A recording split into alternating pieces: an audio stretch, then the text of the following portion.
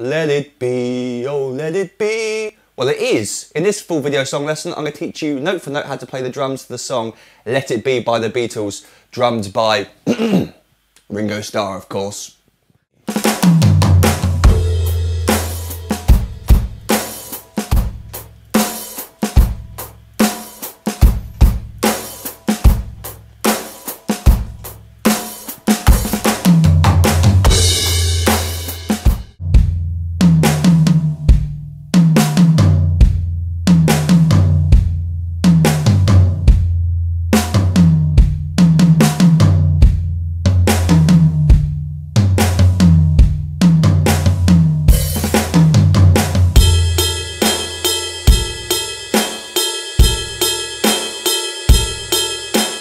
Starting on the and beat 3, we play 6 notes, right, left, right, left, right.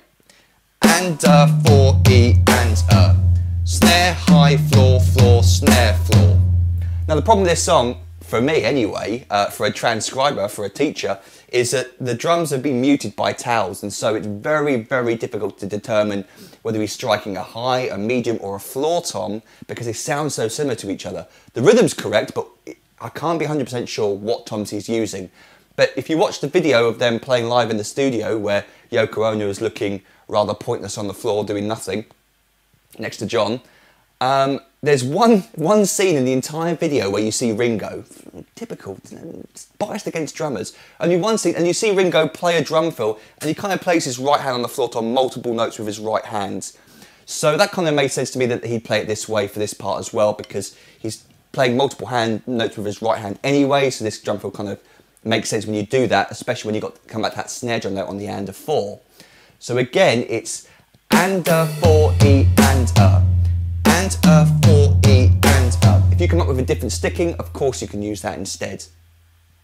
The other thing you could, the other thing that he probably does, but I don't think he does, but it's a possibility, is that last floor tom note is played on the bass drum. Not every time he plays his signature fill. Definitely sometimes it's definitely the floor tom at the end, but it's so low in the mix it's hard to tell. It might be a bass drum, so he might be playing this and 4, E, and bass. That on the 4 is a bass drum instead. So what he does is something really cool and subtle. He opens the hi-hat ever so slightly on beats 2 and 4 when he strikes a snare drum at the same time. It kind of gets this effect. Very hard to replicate here on electric kit, but I'll do my best.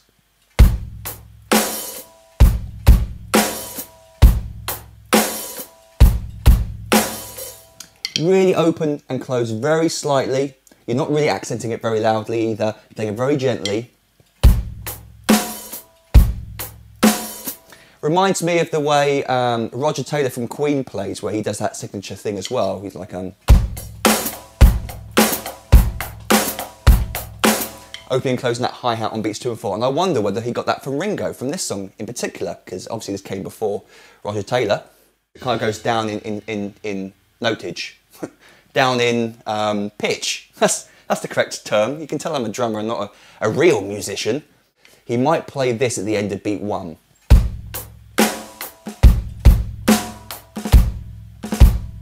Or buzz. Very, very hard to hear. You can of course use your own imaginations and have fun with it. You can ghost it, double it, drag it, buzz it. So then we move on to verse 4 and we get this overdub tom-tom part of the song. I guess you could kind of call it like Ringo's little drum solo.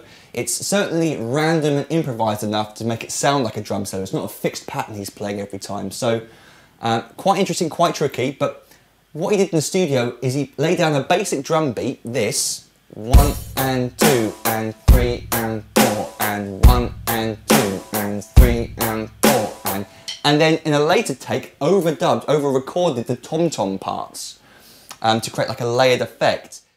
What we got is we've got 8 bars and each bar is very, very different to each other. Great, nice one Ringo, nice and random for us to learn.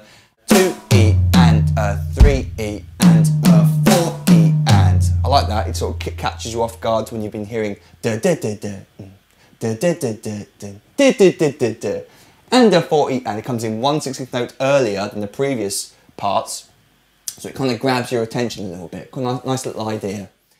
it's very hard to replicate Ringo's feel. So I'm not doing a very good job, I'm sure, but you might do a better job where you can sort of just hear the song a lot of times and replicate that feel that he puts into it.